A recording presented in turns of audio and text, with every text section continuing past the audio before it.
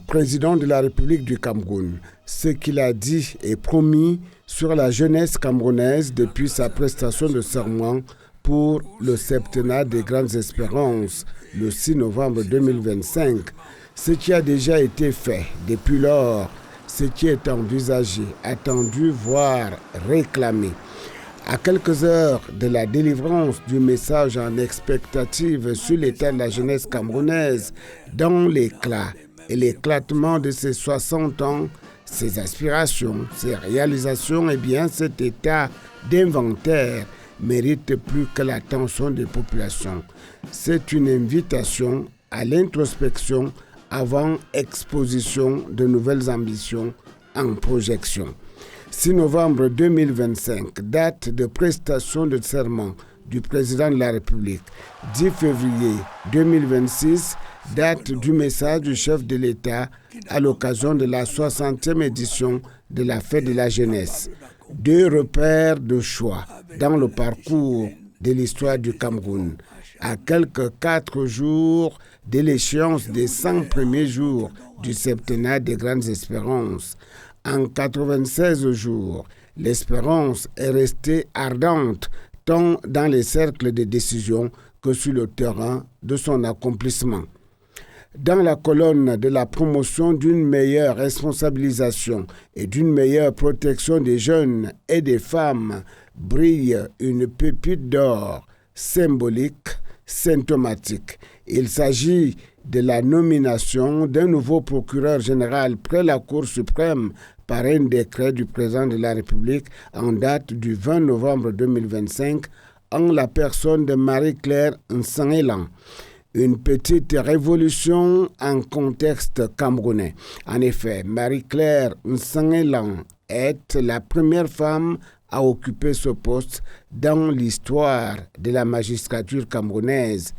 Ainsi se trouve amorcé l'accomplissement d'une des grandes promesses présidentielles du septennat. Compromis est d'ores et déjà acté par ailleurs la relance des concours d'entrée dans les écoles normales supérieures. De même est cochée la case de la reprise des études doctorales dans les universités. Pour l'année académique 2025-2026, la moisson est prometteuse. Le quota de sélection a été fixé à 600 candidats. Lancé le 23 janvier, le processus d'enrôlement des candidats se poursuivra jusqu'au 20 février, date de publication des listes définitives. Autant le reprendre en cœur.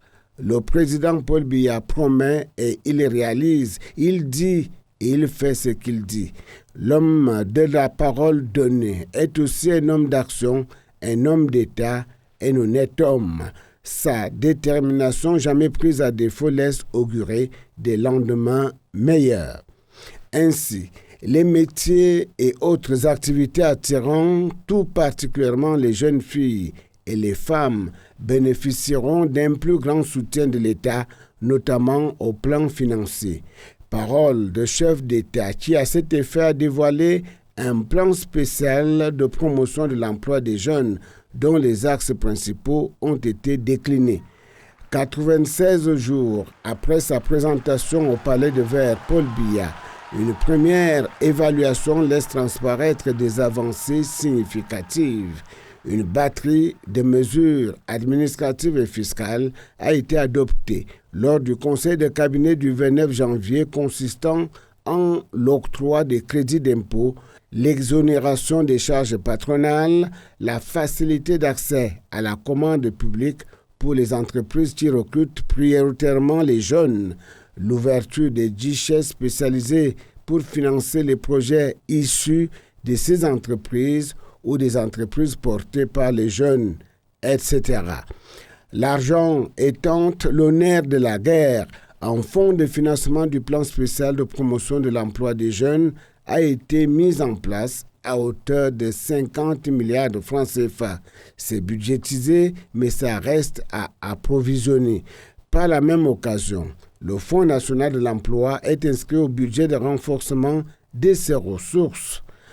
Que nous réserve la suite de ce déploiement tous azimuts du projet de société dont est porteur le président Paul Biya pour le septennat en cours. De quoi sera faite l'échéance des 100 premiers jours du septennat des grandes espérances? Attendons et nous verrons dans les prochains jours.